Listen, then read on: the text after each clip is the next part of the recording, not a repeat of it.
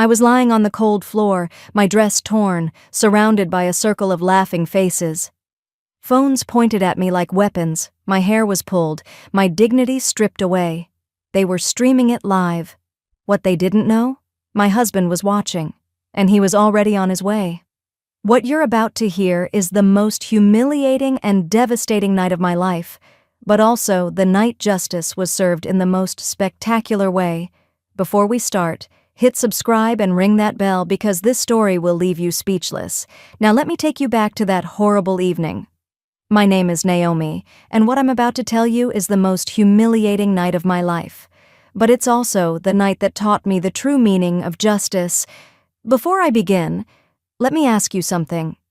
Have you ever been judged just by looking at you? Have you ever been treated like you're worthless because you don't fit someone's idea of important? Well, that's exactly what happened to me. And trust me, by the end of this story, you'll understand why appearances can be dangerously deceiving. I grew up in a small town where everyone knew everyone. We didn't have much, but we had love, respect, and dignity. My parents taught me that your worth isn't measured by your bank account or the labels on your clothes. It's measured by how you treat others. I carried those values with me when I moved to the city and started working as a librarian. It was a simple job, but I loved it. I loved the quiet, the smell of old books, and helping people find stories that would change their lives. That's where I met Adrian. He came in one rainy afternoon looking for a book on architecture. He was dressed simply, jeans and a sweater, and he had this genuine smile that made me feel comfortable instantly. We started talking about books, then about life, and before I knew it, we were meeting every week. He never told me he was wealthy.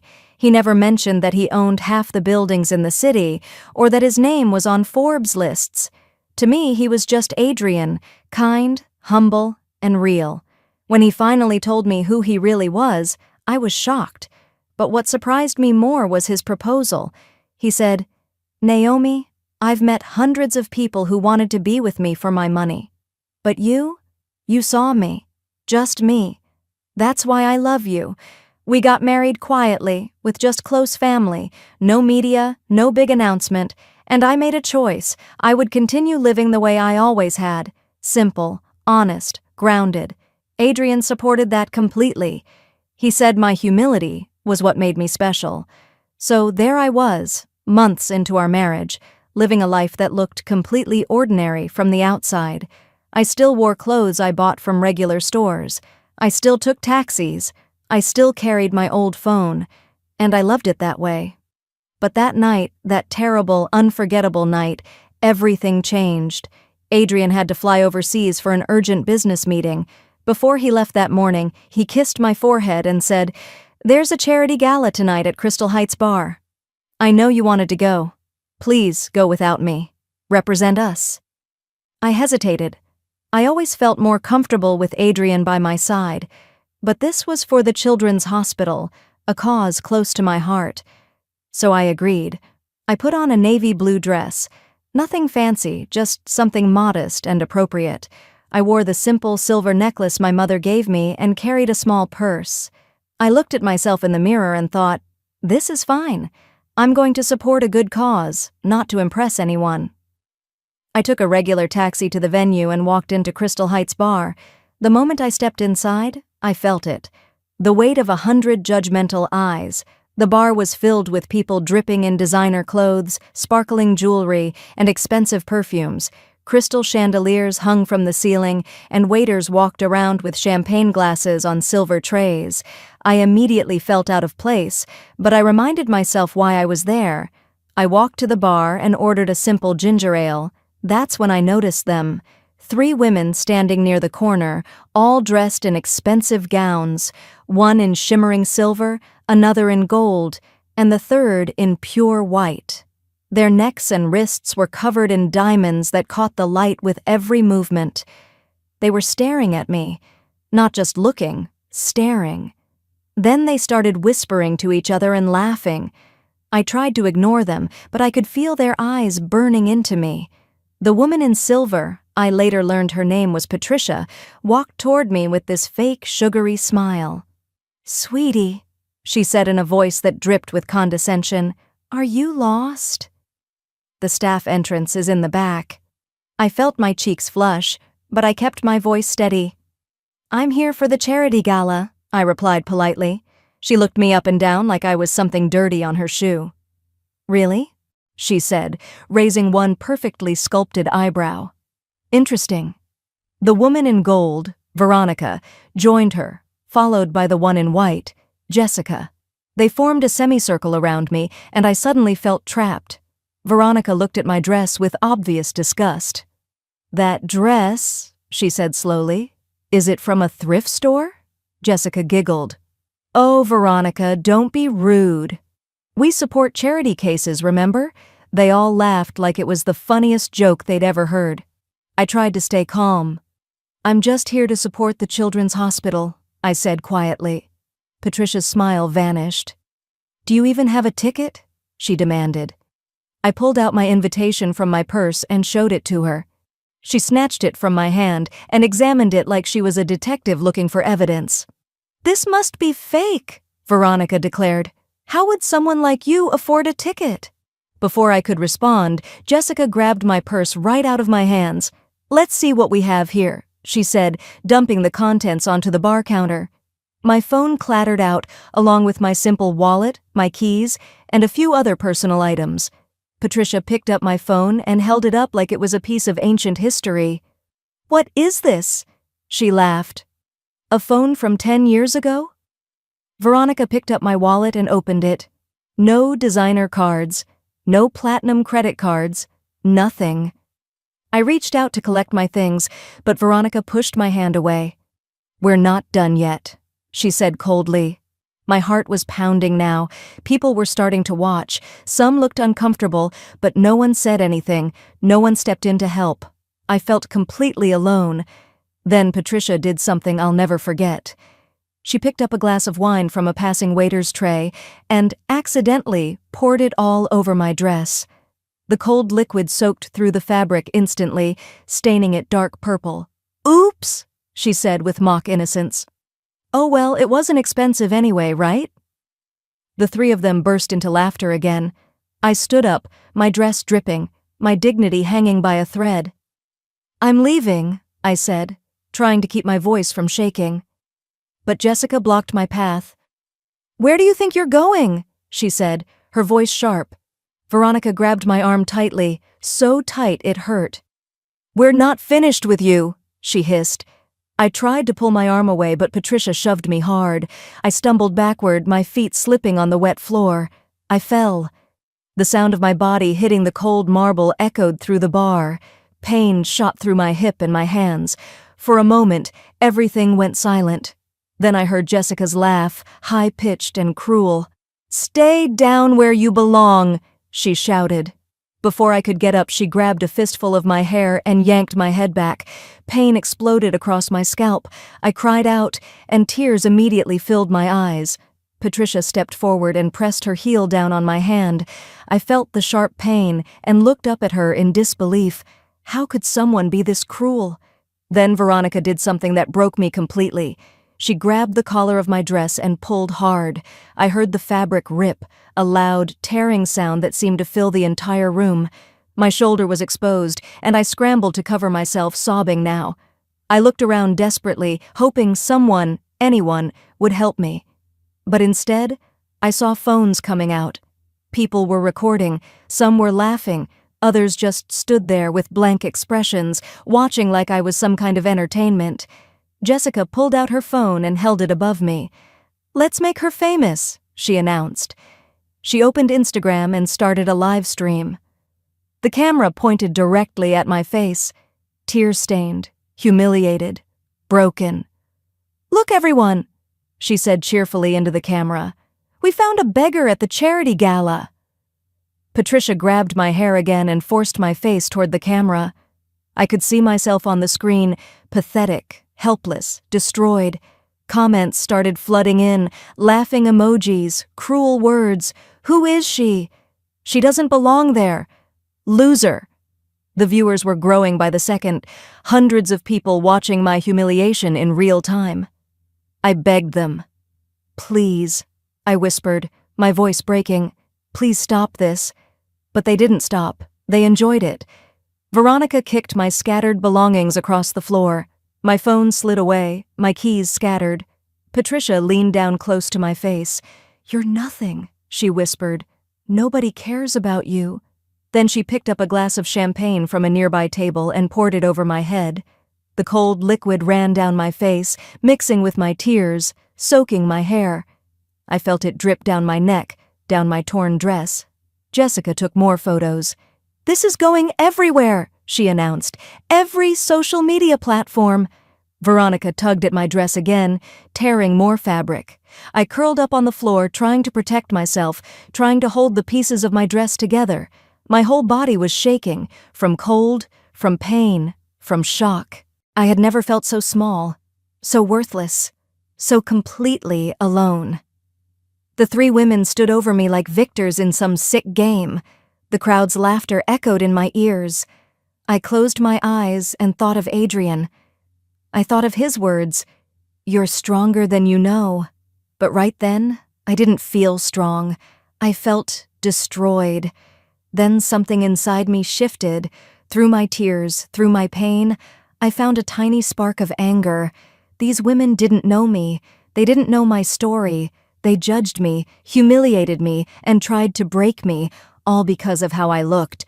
Slowly, I pushed myself up from the floor. My hands were shaking. My dress was torn and stained. My hair was wet with champagne. But I stood up. I looked directly at Patricia, then Veronica, then Jessica. My voice came out quiet but steady. You will regret this. Patricia threw her head back and laughed. What are you going to do? Sue us with what money? Jessica smirked. You're nobody. No one cares about you. Veronica waved her hand dismissively. Security! Remove this woman from the premises. But before security could move, the main doors of the bar burst open. The sound echoed like thunder. Everyone turned to look, and there he was, Adrian, my husband. He walked in with 6 security personnel behind him, followed by his lawyer Christopher and the building's head of security. His presence commanded the entire room. Conversations stopped. Phones lowered. Even Patricia, Veronica, and Jessica fell silent, but they didn't recognize him yet. Patricia, still confident, stepped forward. Who are you? She demanded. Adrian didn't answer her. He didn't even look at her.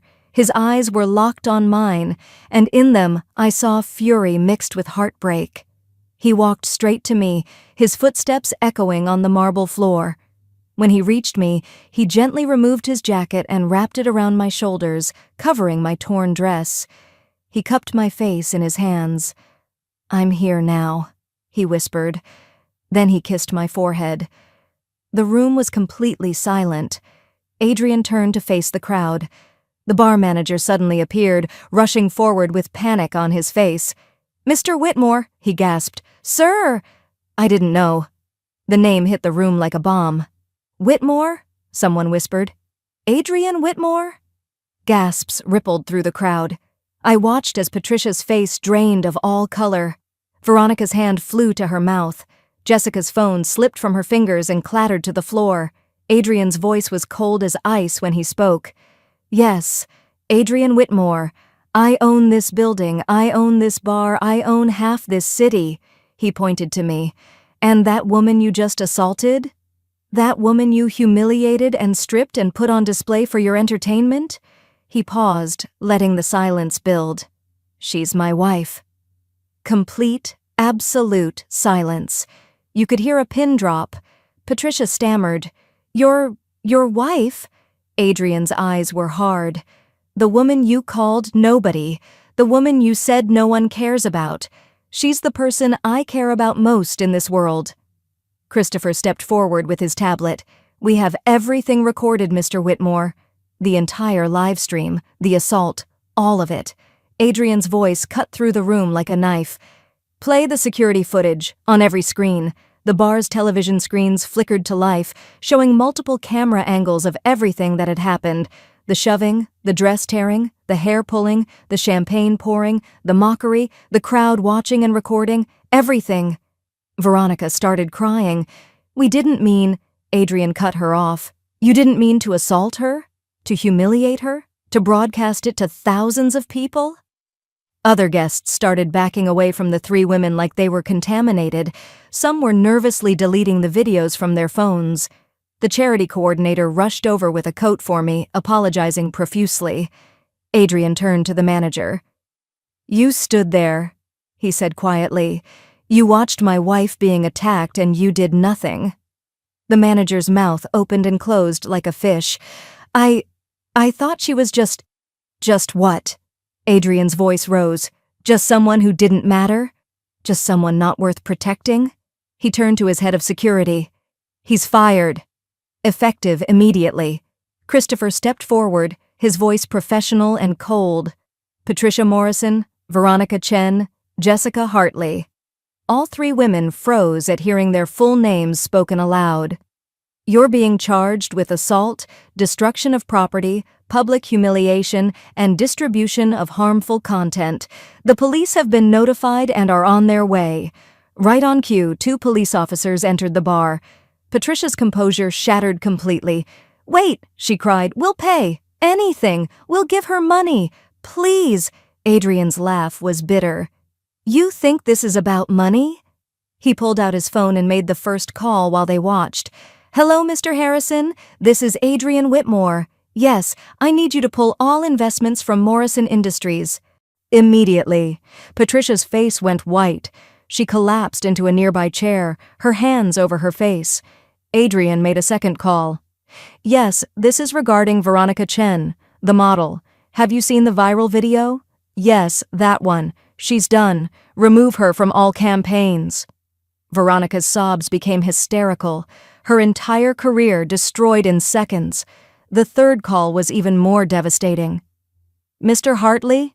Adrian Whitmore? About the merger with your company? I'm withdrawing. Completely. Yes, because of your daughter.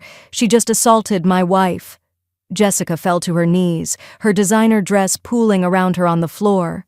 Adrian addressed the entire room, his voice carrying to every corner. "Let this be a lesson to everyone here. Wealth doesn't give you the right to destroy someone. Status doesn't give you the right to humiliate another human being." He looked down at me, and his expression softened. "My wife is worth more than all of you combined, not because of my money, not because of my name, because of her character, her kindness, her dignity." He turned back to the three women, who were now in various states of collapse. "You wanted to make her famous," he said. "Congratulations. The video is trending worldwide, but not the way you planned. The world now sees exactly who you are, your cruelty, your privilege, your complete lack of humanity, and they won't forget." I finally found my voice.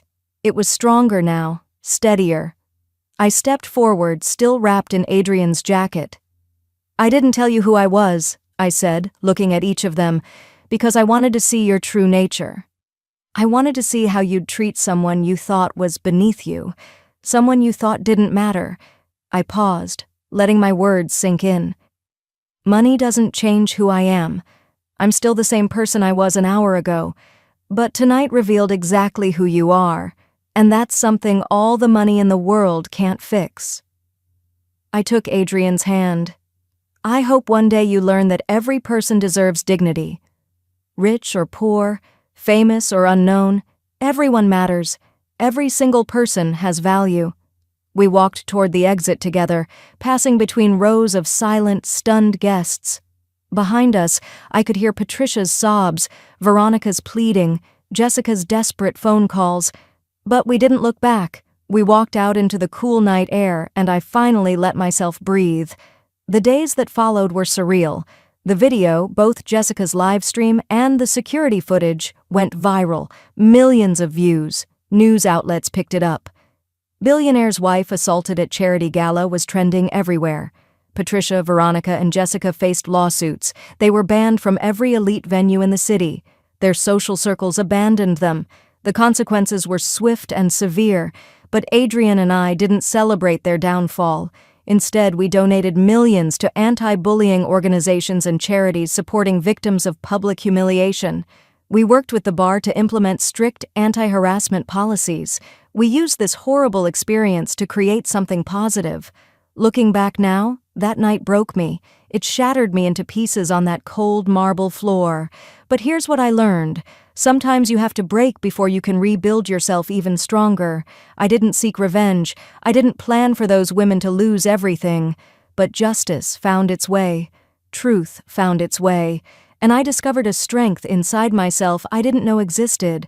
So if you're watching this and you've ever been judged unfairly, ever been made to feel small, ever been told you don't matter, hear me now. You matter.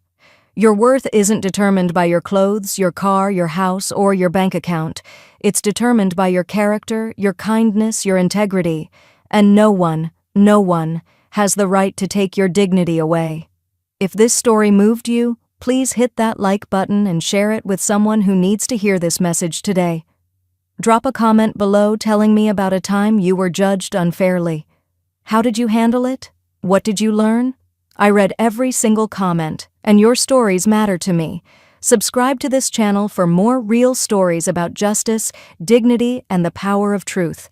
Hit that notification bell so you never miss when I share a new story. And please, share this video. You never know who might need to hear it. Remember, never judge someone by their appearance. You never know whose life you're stepping into. You never know what battles they're fighting. You never know who they really are. Kindness costs nothing, but cruelty costs everything. I'm Naomi, and thank you for listening to my story. Stay strong, stay kind, and never let anyone make you feel less than you are. I'll see you in the next one.